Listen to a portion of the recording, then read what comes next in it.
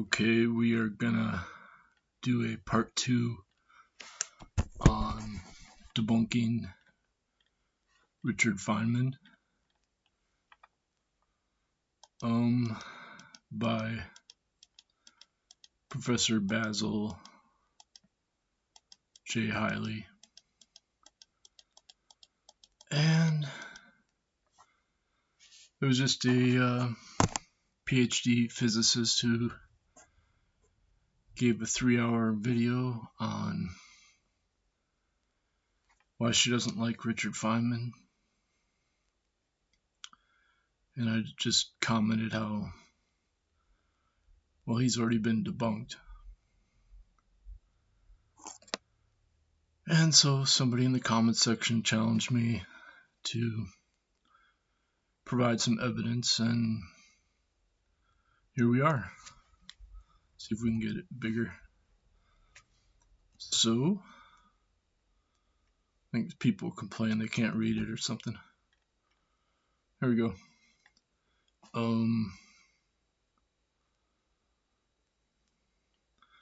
So what I did is I just went through a bunch of Basil J. Hiley papers. We'll just review them here. Thus, Feynman required extra energy to appear from somewhere.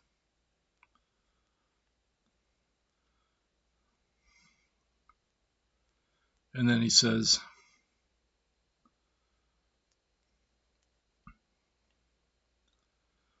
that I'm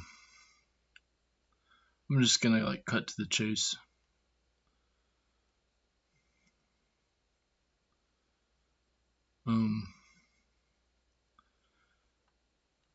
Basically, he says no explanation of the mass fluctuation was given by Feynman. And what was actually missing by Feynman was the quantum potential energy, which naturally cancels out the divergence that Feynman had encountered without the need for an unexplained mass fluctuation. And so here's on the original debunking I gave, quoting Hiley's talk. He's just giving an informal talk. It's on YouTube, and he says it blows up, meaning this divergence of kinetic energy. But was Richard Feynman worried? Not at all. What he said is, how do I, where's this, what about, how can I get rid of this energy? Then he said, let me change the rest mass. So the major thing is why, and he doesn't tell us. He just says do it. And nobody seems to say why. But we now have a story about mass renormalization, blah, blah, blah.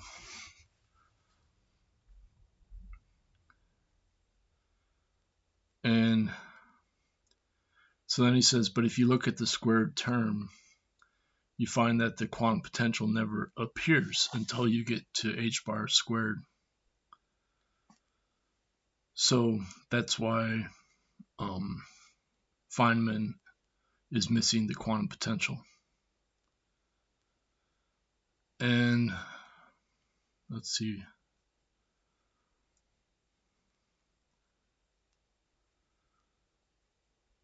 So why does this matter? He's saying this is the nature of the underlying reality.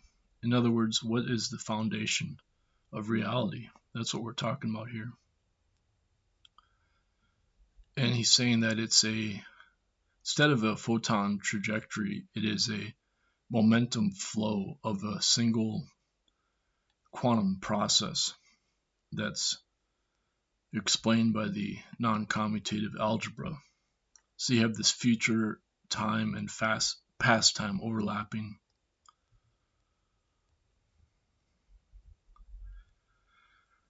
So that's why Bohmian physics is not understood by mainstream science, because they consider it to be mechanics for a particle, but he's Hiley saying that there's this deeper dynamic going on that's non-local, that creates the quantum potential, and it's it looks like it's random, but it's not random. So he's saying here that the spray of possible momenta cannot be completely random, since it satisfies the Schrödinger equation. And under the Heisenberg algebra, the noncommutative algebra does commute, but at different times. And so you have to take in that future and the past. And that's demonstrated in the weak measurement experiments.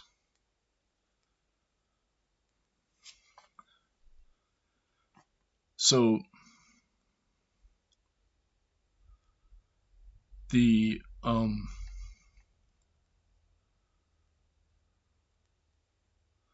so that means, in terms of it being non-local, is this quantum potential includes the experimental arrangement.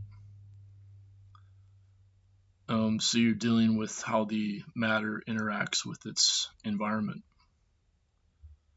And that's what explains the double slit experiment. So Feynman was claiming there's no way to understand the double slit experiment. And at the same time, he created this extra energy, but he didn't explain from where or why.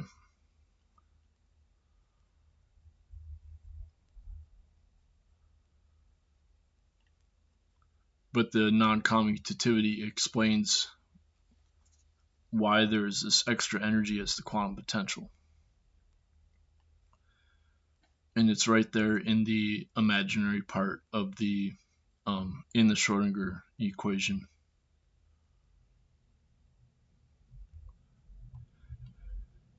And so you end up getting these what he calls momentum flow instead of a trajectory.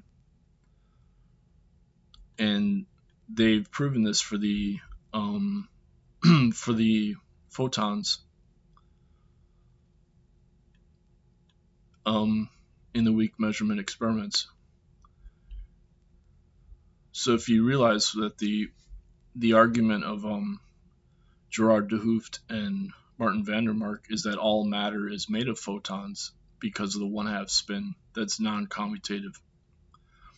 So when you take that into account, then there's really no need to try to prove it for the Schrödinger equation with matter having mass, rest mass.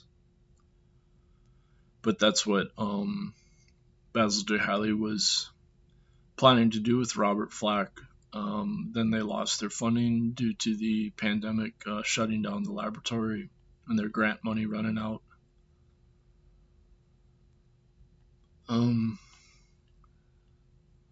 So I will add this to my first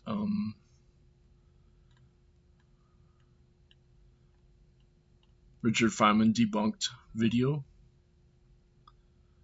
And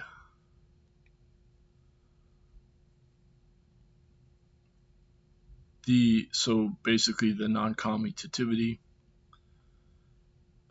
explains exactly why Richard Feynman was wrong. So let's see if we can find it in this video. He talks about it. Let's see here. I'm just going to search the transcript.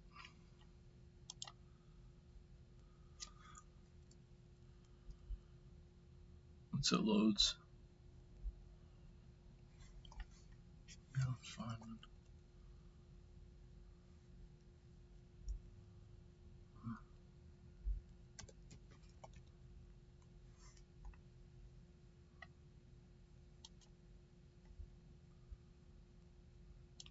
And in the Feynman approach, he talks about trajectories as well. He talks about paths.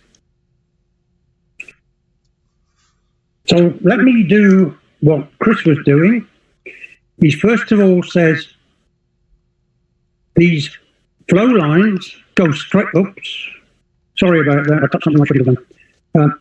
I've got these flow lines, and when there's no obstacles in the way, box 1 goes into box 1, box 2 goes into box, and so on. When I put this slit in the way, I suddenly find box 3 goes into box 1. That's the particle coming out of this box, ends up in this box here. But this is just the wave function. This is just the wave function. It's the receptacle in which we put these objects when they finish, and we measure them. That's why everybody's worried about measuring the wave function. But they don't want to collapse it because we want to know about this. We want to know about what's going on in between. And the way the physicists do it is just collect all these together in an array. What's happening? I now know how to get rid of it. I'm sorry.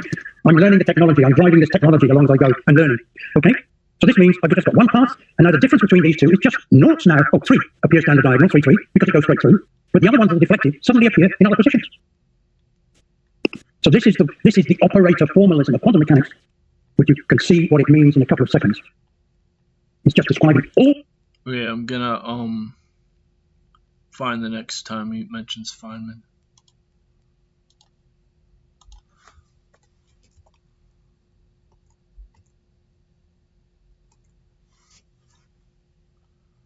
There we go. And Feynman saw what Dirac had written and said, all right, let me take the exponential again of this thing. And then, because Bohm is the ratio of this thing over time, it's essentially the speed multiplied by the mass. And then remember the story I started with? Where do you put, if you go to the limit, where do you put the point? Is it the beginning, the end, or is it the midpoint? So let's take the midpoint, and this is what, in fact, Feynman did. So what we have is an incoming velocity to the point and an outgoing velocity. In classical physics, always straight line, but in quantum physics, it can be anything like this at all. No. Sorry, I'm not a good navigator, but I'm learning. And then what we find is that the mean value that we're using, this Bohm momentum, actually appears here. Okay? Right, let's go a bit further. So what Bohm would say was, we've got some probability of finding the particle here, we've got some probability of finding the particle here, and we get the probability current flowing from one to the other. And that's all I want to know. But I'm saying, no, I've now shown you how you can do it with the individual particle itself. Now then, I want to, yes, I've got time. What I want to do now is, Feynman got into trouble. Feynman was doing what we're doing, what everybody else was doing, what Dirac was doing. And we can talk about sociology afterwards. But what Feynman did was to say, all right, we've got the momentum, we've got the velocity, but we really need to look at the kinetic energy. Now, the kinetic energy is v squared, so it should be this. But he found he had to write it like this. In other words, he had to split the incoming velocity from the outgoing velocity. Why? Because if he did this, he got an infinite amount of energy as epsilon goes to 0, as the difference time between the 2 points goes to 0. It blows up. But was Richard Feynman worried? Not at all. To actually show you how you... Now then, I want to... Yes, I've got time. What I want to do now is... Feynman got into trouble. So Feynman was doing what we're doing, what everybody else... So he said Feynman got into trouble. And that's pretty much what he's getting at here. ...was doing, what Dirac was doing. That's what he means by Feynman. And we can talk about sociology afterwards. Messed up. But what Feynman did was to say, all right, we've got the momentum, we've got the velocity, but we really need to look at the kinetic energy. Now, the kinetic energy is v squared, so it should be this. But he found he had to write it like this. In other words, he had to split the incoming velocity from the outgoing velocity. Why? Because if he did this, he got an infinite amount of energy as epsilon goes to 0, as the difference time between the 2 points goes to 0. It blows up. But was Richard Feynman worried? Not at all. What he said is, where is this? How can I get rid of this energy? And then he said, let me change the rest mass of the particle to the rest mass 1 plus delta, where delta is a small change, for a short time. Say epsilon, that's my epsilon. So the immediate thing is why? And he doesn't tell us. He just says, do it. And nobody seems to say, why? But we now have a story about mass renormalization, blah, blah, blah. But hold it. This is a squared term. And what we find, look at the work of Maurice and myself, what we find is that the quantum potential never appears until you go to order h squared. So what he's missing here is the quantum potential. And if you put the quantum potential in, you get the right result. And now the interesting thing is de Broglie. Remember, Chris was saying it's the de Broglie-Bohm theory that he was talking about. Okay, so that shows that you get the right result, and Feynman was in trouble. So Feynman just made something up, and that ignored the non-commutative foundation of reality. So that's my point here. That's Hiley's point.